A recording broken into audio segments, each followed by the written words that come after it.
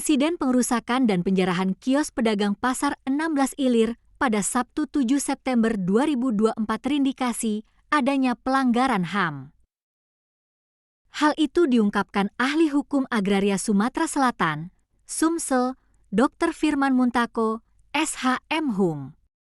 Menurutnya, insiden di pasar 16 Ilir jelas pelanggaran HAM dilakukan oleh pemerintah daerah, Pemda. Pemerintah disebutnya harusnya mementingkan kepentingan masyarakat, yaitu para pedagang itu sendiri. Menurutnya, pemerintah daerah yang memiliki tanah tidak boleh melakukan tindakan semena-mena terhadap masyarakat. Terlebih lagi, pedagang lapak kios memiliki sertifikat hak guna bangunan (HGB) dari pengelola lama, yaitu PT Prabu Makmur.